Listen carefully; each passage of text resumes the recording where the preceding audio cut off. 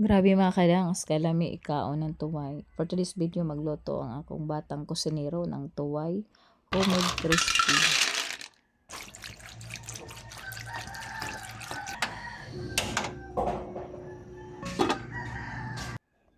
First, iyang gilapuhan ang tuway, shell.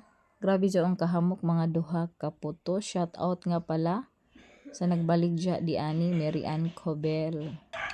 So karon di kahabwa na isa-isa ang mga shell kay para mag-start na ta sa atong proseso sa pagluto sa ato homemade crispy tuway. So gitanggalan na diha ang lipa, ang hugaw sa kayaha.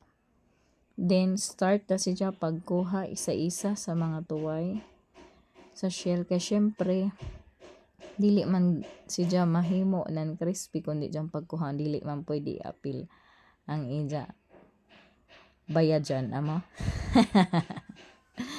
So nahumana siya pag isa-isa nahumana di doon. So next ni sa buhaton tuyo ka itlog iyang batil gamit usab didon ang ikaduha na ingredients and crispy fry i-mix jaon niya.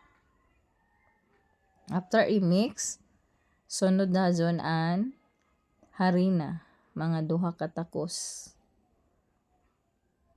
Pak. Oh. Ka-easy.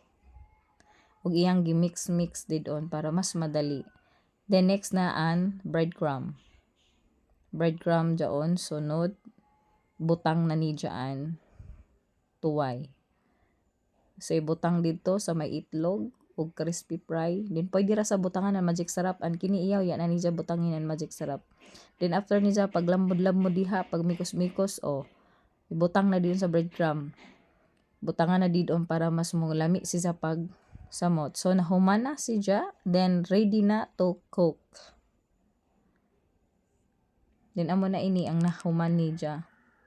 Pag lambod-lambod. So oil ang sunod, kinahanglan ang oil kulo-kulo gajud kay para inig butang pak.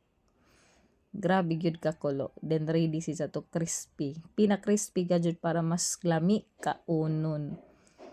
Para ma-feel ang lasa gajud sa crispy. Then ma-feel ang lasa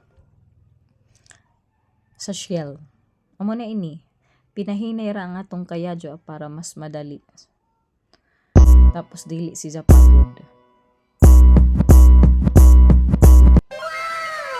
Thank you guys for watching. God bless.